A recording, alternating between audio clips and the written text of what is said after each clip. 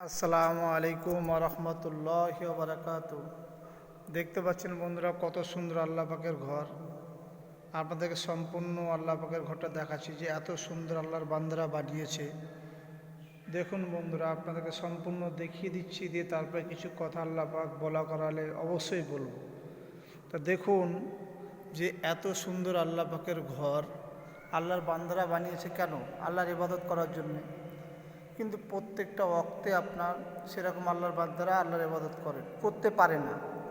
সেই জন্যে যে যেখান থেকে এই ভিডিও দেখছেন না কেন, অবশ্যই আল্লাহ পাকের ইবাদত অবশ্যই আমরা করব।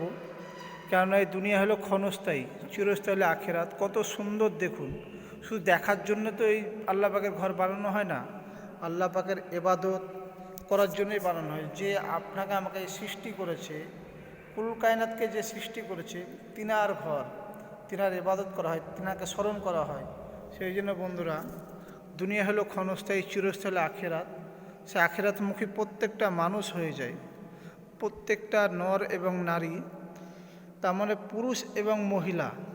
দেখুন, আমাদেরকে এই দুনিয়াতে শুধু টাকা ইনকাম করার জন্য, দুনিয়াদারি করার জন্য পাঠায়নি। আমাদেরকে এই দুনিয়াতে পাঠিয়েছে একমাত্র আল্লাহ পাকের ইবাদত করার জন্যে, যিনি সৃষ্টিকর্তা, যিনি ইহকাল এবং পরকাল। তার মানে এই জীবিত অবস্থায় উনিই মালিক, আবার আমরা যখন মরে যাব, যে আখেরাতে চলে যাব, সেইখানকারও মালিক। এক কথা কি বলা হয় যে সারা কুল কায়নাতের মালিক, ইহকালের মালিক, পরকালের মালিক, তিনার ইবাদত করার জন্যেই আল্লাহ পাকের ঘর মসজিদ। সেই জন্য বন্ধুরা, আমরা সব ধাতে জ্ঞানী, চতুর, চালাক, বুদ্ধিমান। সেই জন্য আমরা চেষ্টা করব 5 ওয়াক্ত নামাজ, আল্লাহ পাকের কখন কোথায় হুকুম আছে অবশ্যই আমরা পালন করব। কেননা আমরা এই দুনিয়া ছেড়ে চলে যাব, কেউ এই দুনিয়াতে থাকতে পারবে না, মন চাইলেও পারবে না। কেননা সময় একটা এমন সময় আসবে প্রত্যেকটা মানুষের জীবনে, সেই জীবনে সেই সময়টা আপনার এই দুনিয়া ছেড়ে চলে যেতে হবে। সেই জন্য যাওয়ার আগে ঈমান আমলকে অবশ্যই বাঁচিয়ে নিয়ে যাব সে কবর অবধি। প্রত্যেকটা মুহূর্তে কবর আমাদেরকে নিজেই ঘোষণা করে যে আমি পোকামাকড়ের ঘর, আমি কীটপতঙ্গর ঘর, আমি একাএকির ঘর। হে বান্দা, আমার কাছে আসার আগে ঈমান আমলকে অবশ্যই বাঁচিয়ে নিয়ে আসবা। যদি বাঁচিয়ে নিয়ে এসো, তাহলে আমার কাছে ভালো ব্যবহার পাবা। সেই জন্য বন্ধুরা, এই দুনিয়া থাকার জায়গা না, এই দুনিয়াতে মুসাফিরের মতো এসেছি। হয়তো আমরা 60-70 বছরকার জিন্দেগি পেয়েছি, অনেক কিছু মনে করছি। সেই জন্য বন্ধুরা, অবশ্যই আমরা চেষ্টা করব যে আল্লাহ পাকের হুকুম কোথায় কখন আছে সেটা অবশ্যই মানব। আমাদের প্রতি ফরজ করা হয়েছে। আজ হযরত মুহাম্মদ সাল্লাল্লাহু আলাইহি সাল্লামের তরিকা অনুযায়ী আমার জীবনকে অতিবাহিত করব। সেই জন্যে আমাদের রাসূলুল্লাহ সাল্লাল্লাহু আলাইহি সাল্লামের তরিকা অনুযায়ী অবশ্যই চলব। আল্লাহর হুকুম কোথায় কখন আছে সেটা মানব।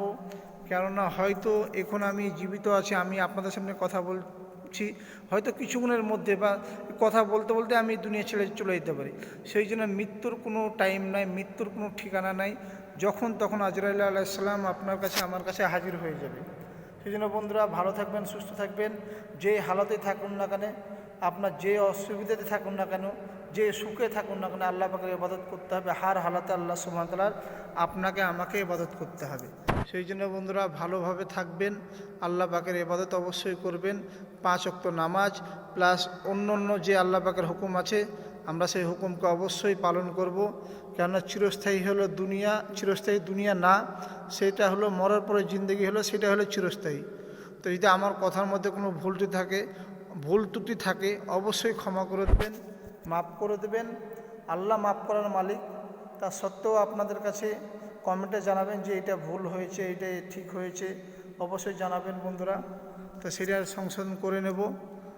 ভালো থাকবেন, সুস্থ থাকবেন। আসসালামু আলাইকুম ওয়া রাহমাতুল্লাহি ওয়া বারাকাতুহু। অবশ্যই বন্ধুরা, আল্লাহ পাকের হুকুমকে মারব নবীর তরিকা অনুযায়ী।